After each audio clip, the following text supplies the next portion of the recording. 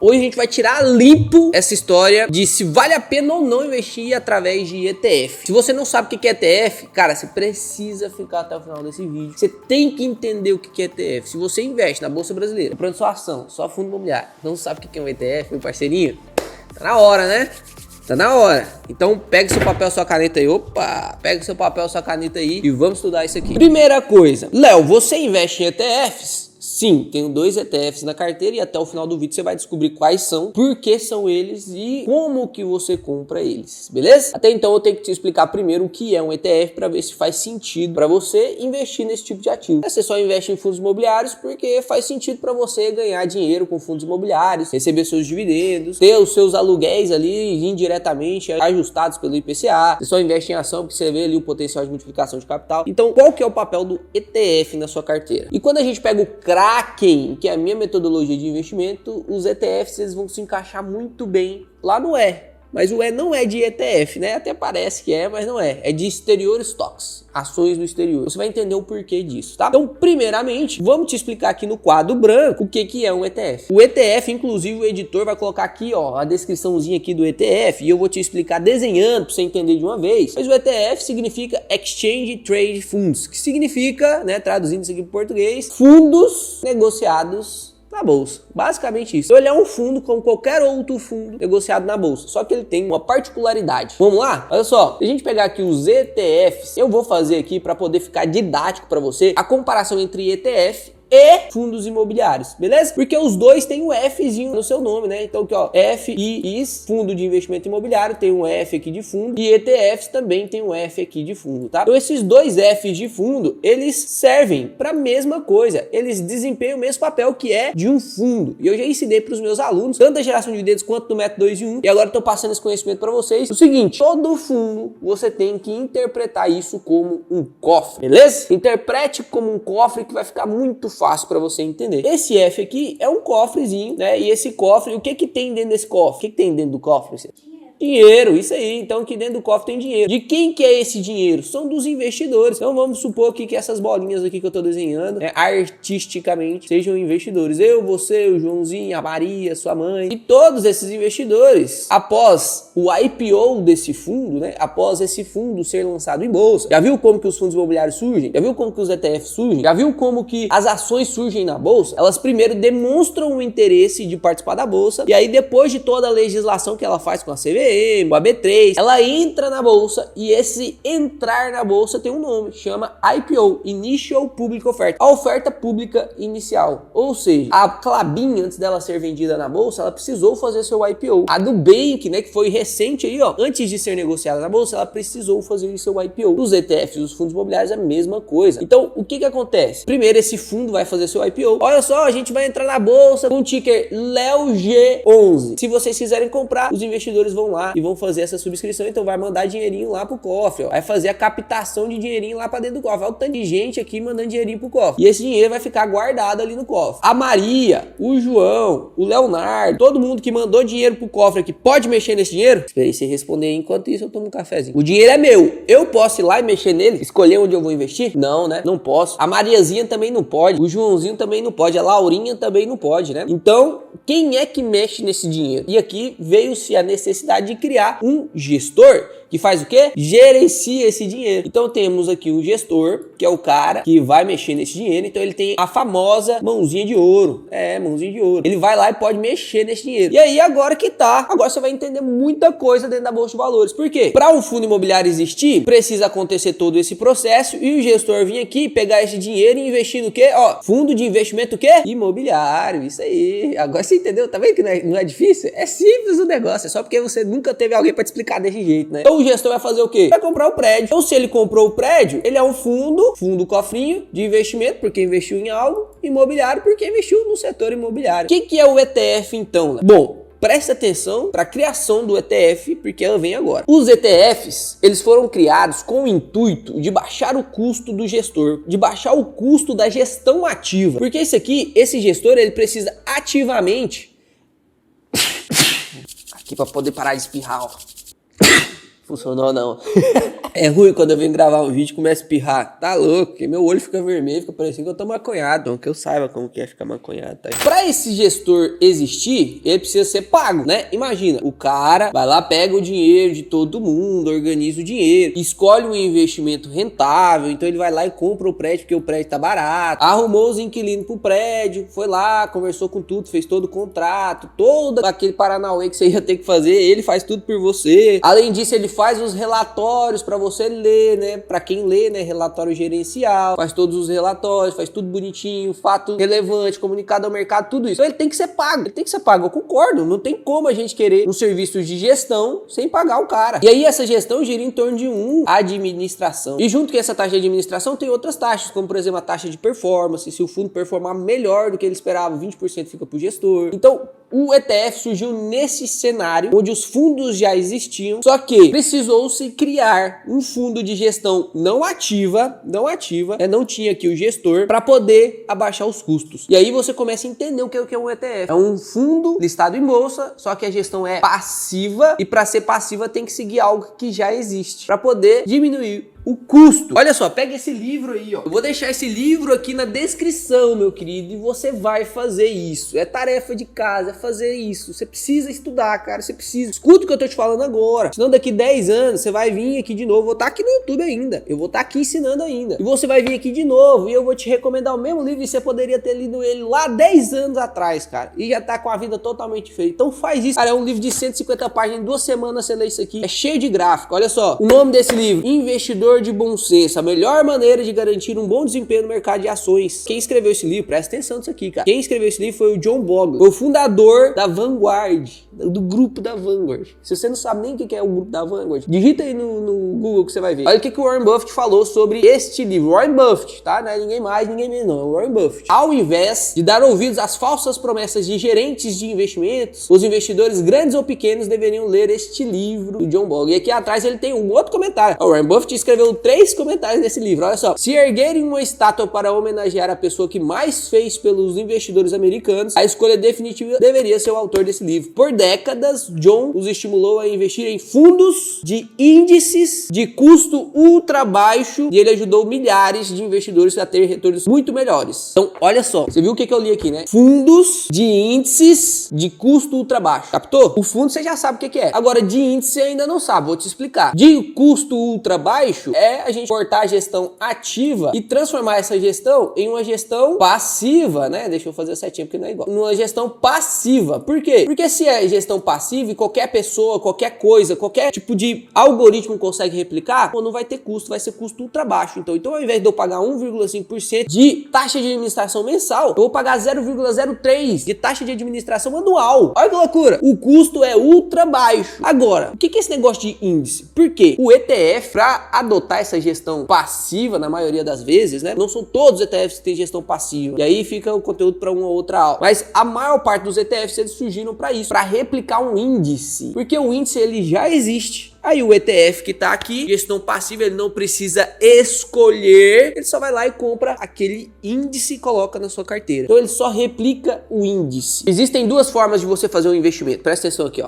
Presta atenção. Até esse momento aqui, muita gente já se dispersou. Você não, né? Presta atenção aqui, ó. Existem 2 maneiras de fazer investimento hoje em dia. E vai existir essa maneira até os finais, né, da Bolsa de Valores. Que é o stock picking e a escolha passiva. O que é o stock pick? É eu ir ativamente na bolsa, olhar todas as ações que tem lá, escolher as melhores. Olhar todos os fundos imobiliários que tem lá e escolher os melhores. Então eu vou ativamente, através de leitura de RI, através de análise de indicativos, através de triagem, visita, eu vou lá e vou escolher, porque eu acho que essa é a melhor, beleza? Isso é o stock pick. Isso é a gestão ativa. Eu ativamente vou lá e escolho. E tem a gestão passiva. Qual que é a gestão passiva? Onde eu pego as 500 empresas do Brasil, eu faço um filtro. Por exemplo, eu vou selecionar todas as empresas que pagam mais de 6% de dividendo anual. E aí, daquelas 500 sobrou 100. Agora dessas 100 eu quero selecionar todas que tem um PL menor do que 10. Aí dá 100, sobrou 50. Aí você não quer escolher quais das 50 são as melhores. Você passou um filtro para tirar o lixo e agora você não quer escolher quais são as melhores entre as 50. Você vai lá e faz o quê? Compra 50. Você fez um índice. Você criou o índice. Esse índice é bom ou ruim? Não sabemos. Só se for no longo prazo pra gente entender se ele é bom ou ruim. Se você comprar as 50 melhores empresas que tem esses dois pré-requisitos, paga mais 6% de dividendo e o PL menor do que 10, só vamos saber se esse índice realmente bate a inflação, se ele realmente bate a média, depois no longo prazo. E já existem índices hoje, você não precisa criar o seu. Já existem índices. Por exemplo, o Ibovespa é o índice da Bolsa Brasileira. Ele replica o desempenho das maiores empresas da Bolsa Brasileira. E hoje temos 86 ativos nesse saquinho. Então tem lá Petrobras, tem lá Vale. E aí para poder montar esse índice, lembra no índice que eu e você montamos aqui? A gente usou dois filtros, 6% de dividendo yield e o PL menor do que 10. Para montar o índice do Ibovespa, tem vários outros filtros. Tamanho de mercado, negociabilidade, então tem liquidez, tem muita coisa ali que se você quiser é só entrar no site da B3 e verificar lá quais são os filtros para poder formar o Ibovespa. Léo, compensa investir no Ibovespa, no índice brasileiro? Porque existe um ETF que replica o índice brasileiro, que chama BOVA11. Então você digita aí no Google, BOVA11.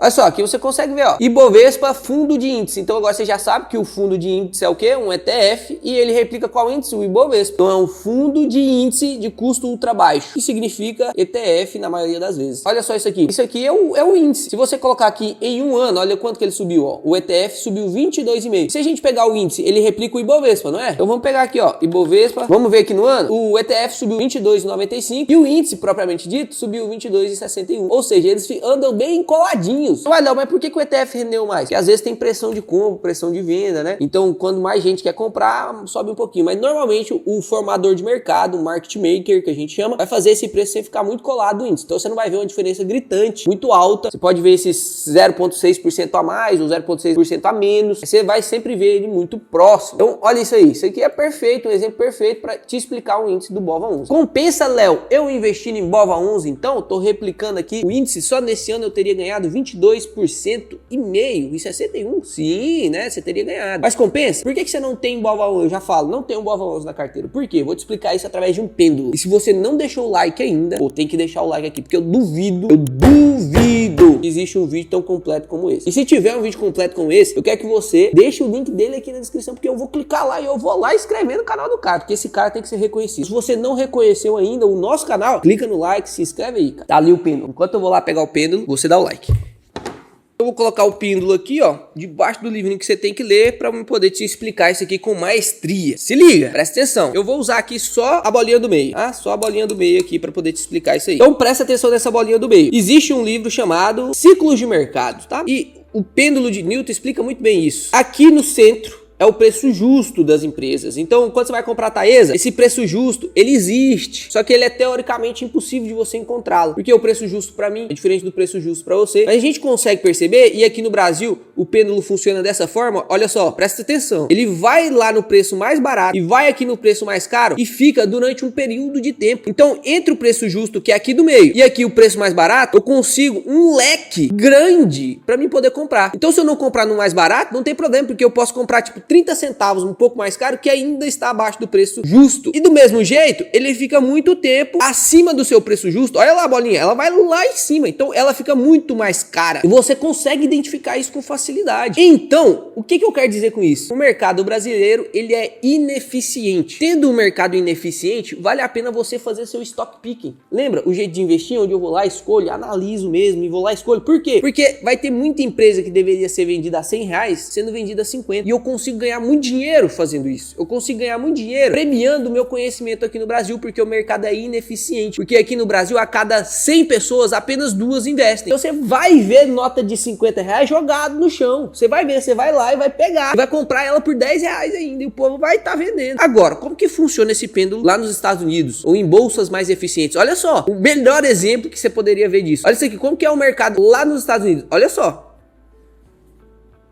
Você entendeu? O mercado passa pelo preço mais barato, pelo preço mais caro e pelo preço justo num curto espaço de tempo. Então você não vê aquela distorção muito barata e muito cara. Não, você vê se a ação, se a estoque lá nos Estados Unidos, se ela vale $30, ela não vai ser vendida a $10. Ela não vai ser vendida a $20. Ela não vai ser vendida a $25. Ela vai ser vendida, olha isso aqui, ó. A distorção é mínima. Ela vai ser vendida a $29. $29,50 se ela custar 30. E quando ela ficar cara demais também, você não consegue fazer muito dinheiro com isso. Por quê? Porque quando ela sobe no máximo para 30 e 50. Então, o que quer dizer isso? Que o mercado lá é muito eficiente. Eficiente. Tem muita gente no mercado. A cada 10 pessoas, 6 pessoas investem. Você entende a diferença? Aqui é a cada 100, 2 investem. A cada 10, 6 investem. O mercado é muito mais eficiente. Então, o preço justo das coisas, ele fica muito mais próximo do preço da cotação. Então, você não consegue fazer um stock picking eficiente lá. Neste cenário, os ETFs são perfeitos. Porque se o mercado é eficiente e tudo tá bem precificado, eu me exponho às 500 melhores empresas e eu vou me dar bem. Agora você tá começando a entender, né? Então vamos lá. Vou tirar aqui, ó. Presta atenção em mim aqui agora. Logo, a premissa para você entender se vale a pena investir no ETF ou não, agora que você já entendeu o que é ETF, é o mercado. Se o mercado e se o índice que ele replica é eficiente ou não. Então a gente tem que olhar pro índice que ele replica. No caso do BOVA11, compensa eu investir em BOVA11, eu tenho que olhar pro índice dele, que é o Ibovespa. E o Ibovespa, historicamente, ele encontra muita dificuldade para bater o CDI. Então, se encontra muita dificuldade para bater o CDI, melhor investir em CDI. Porque eu não tenho o risco da renda variável, eu fico na renda fixa, não posso fixar e na renda mais, nossa, muito melhor ficar no CDI. Para que eu vou pro BOVA11? Para que eu vou investir no Ibovespa? Ele bate ainda assim a inflação, mas ele fica ali abaixo do CDI. Então, para mim, não faz sentido. É muito melhor eu fazer meu stock picking, e aí quando eu faço meu stock picking, eu consigo ficar 100, 200, 300% acima do CDI. E aí, por isso, você vê a eficiência que existe em fazer seu stock picking em mercado ineficiente. Por isso que você, brasileiro, meu parceiro, você tem muita oportunidade. Lá nos Estados Unidos, o Warren Buffett ganhar 20% de rentabilidade anual, é assim, o cara é um gênio dos gênios. Você ganhar 20% aqui no mercado brasileiro, não é difícil, não. Não é difícil, não. É lógico, não é pra qualquer um, mas não é impossível. Não é igual lá nos Estados Unidos que só existe um Warren Buffett, só existe um Peter Lynch, só existe um Howard Marks. Aqui você pode ser o Howard Marks do brasileiro, aqui você pode ser o Warren Buffett brasileiro. Você consegue ter essas rentabilidades absurdas também. Então eu te falei quais são os dois ativos, os dois ETFs que eu invisto, né? Vamos entrar aqui na minha carteira para esse vídeo ficar amarradão e eu explicar, inclusive, as minhas escolhas. Dá uma olhada aqui, ó. Aqui em ETF, se eu clicar aqui, ó, inclusive tá com a valorização de 19%. Olha isso aqui, ó. Eu tenho IVVB11 e NASD11, né? Por que eu tenho esses ETFs, né? Eles replicam algum índice. Então, o IVVB11, ele replica esse índice aqui, que é o IVV, e o NASD11, ele replica esse índice aqui, ó, que é o QQQ. Inclusive, anota esse site aí para você estudar os ETFs. ETF.com, é bem difícil. ETF.com. Então, tem aqui o QQQ e temos aqui o IVV. E aí, se você descer aqui, você consegue ver toda a composição aqui do IVV. Se você clica aqui, por exemplo, em holding, você vai ver quais são as empresas que tem lá, as 500 empresas, quais são os setores que ele é diversificado, ó, 21% em tecnologia, 18% em eletrônico, financeiro. Enfim, aqui você consegue ver as empresas também, ó, Microsoft, Apple, Nvidia, Amazon, você consegue ver todas aqui que ele investe, né? Ah, Léo, posso comprar isso aqui diretamente? Pode, se você quiser comprar 500 empresas, mas é muito mais fácil, inclusive, existe muito benefício você comprar através do ETF, porque a taxa é muito baixa, né? E aqui, se a gente vê no overview aqui, olha, dá uma olhada nisso aqui, cara. Todos os retornos estão anualizados. Então, quando eu pego aqui nos últimos 10 anos, não é que ele rendeu 12% nos últimos 10 anos, não. É que ele rendeu 12% por ano nos últimos 10 anos. Isso aqui é um ETF que replica um índice chamado SP500, que são as 500 melhores empresas americanas, ou seja, ainda esse rendimento é dolarizado. Qual que é o intuito de eu investir em ETFs lá no meu E do Kraken, né? Qual que é o E ali, exterior stocks? Eu investir no exterior da maneira mais eficiente possível. Se o stock picking fosse a maneira mais eficiente, eu investiria, sem sombra de dúvidas, fazendo stock picking. Como, na minha opinião, não é, os ETFs já vem se comprovando, inclusive a aposta que o Warren Buffett fez com o gestor, eu vou deixar aqui o print aqui da aposta, ó. Ele ganhou investindo apenas no SP500, enquanto o gestor fazia gestão ativa lá. Se até o Warren Buffett está falando para você comprar ETF, por que você não vai comprá-los? O primeiro motivo de eu ter ETFs no E do Kraken é o melhor veículo para investimento exterior, na minha opinião. Segundo motivo, pago pouquíssimas taxas e ainda tenho o benefício de poder investir através de corretoras brasileiras. Isso vai ficar para um outro vídeo, se você quiser, né? Compensa mais investir no IVV lá fora, no IVV aqui dentro. Se você quiser esse vídeo, deixa aqui embaixo nos comentários. Se passar de 5 mil likes, porque, pô, dá 30 mil visualização e fica 2 mil likes. Vocês têm que dar o like no negócio aí, no vídeo, pô. Isso é falta de reconhecimento, isso é egoísmo, na verdade, né? Então deixa o like aí. Se passar de 5 mil likes, eu trago esse outro vídeo. Compensa mais investir no IVV lá fora ou no aqui dentro. E eu vou mostrar todos os cenários, todas as taxas e por que eu invisto aqui dentro, né? Você já deve entender. E terceiro motivo para mim colocar o ETF na minha carteira é para mim dolarizar o meu patrimônio. Então 25% do meu patrimônio pelo menos tem que ser dolarizado, para me proteger do risco real, que é uma moeda fiduciária fraca economicamente falando, monetariamente falando, uma moeda que perde muito valor, assim como o dólar também perde, só que o dólar perde mais devagar e o real perde mais rápido. Então por isso que existe essa valorização do dólar sobre o real, beleza? E aí o outro ETF que eu tenho, que é o NASD11, ele replica o QQQ. O que é o QQQ? É um ETF que replica o índice chamado NASD100. Então o SP500 replica as 500 melhores empresas dos Estados Unidos, que você consegue ver o portfólio lá, e o QQQ ele replica as 100 maiores empresas da Nasdaq. Nasdaq, que é a bolsa de tecnologia dos Estados Unidos. Então quando aqui eu comparo, eu consigo ver, ó, a taxa de custo anual do IVV, olha quanto é baixa, 0,03 no ano, do QQQ 0,20, pô, então é um pouco mais alto, né? O tamanho deles, né? Quais são os índices que eles replicam, ó, o índice do IVV é o SP500, tem 503 empresas, o índice do QQQ é o Nasdaq 100, tem 102 empresas. Aqui você consegue ver a performance, ó, o QQQ valorizou ali, ó, 48% de março, olha que loucura, né? De março de 2023 até fevereiro de 2024, o QQQ valorizou 48%, enquanto o IVV 28%. Isso aqui a gente tá falando ainda dolarizado, né, gente? Ele rendeu mais do que o Ibovespa e ainda é dolarizado. Então toda a valorização que o dólar tiver sobre o real também é colocado aqui, né? Então realmente é uma performance absurda e que não faz sentido realmente você fazer stock picking para poder tentar ter uma rentabilidade maior do que essa. Porque a maioria das pessoas que fazem ou tentam fazer stock picking nos Estados Unidos, eles têm uma rentabilidade abaixo da média. Se a gente olhar aqui, você consegue perceber, né, quais são as maiores empresas de cada um dos ETFs, o IVV, Microsoft, a Alphabet, né, que é o Google, Apple, tem Nvidia, Berkshire, que é o fundo do Warren Buffett. Aqui no QQQ, ó, Microsoft, Broadcom, Apple, Tesla, Nvidia, Google, Amazon, Meta. Então você consegue ver tudo bem certinho aqui e comparar esses dois fundos, né? Então aqui na minha carteira eu dividi assim, 20% em QQQ, porque ele é mais arriscado, né? Ele tem uma volatilidade maior, ele sobe mais, né? Você viu lá que a valorização dele é maior. A gente pegar aqui o QQQ propriamente dito, ó, anualizado foi de 18%, enquanto o IVV foi 12%. Uai, Léo, por que você não investe tudo no QQQ então? É como se fosse o Small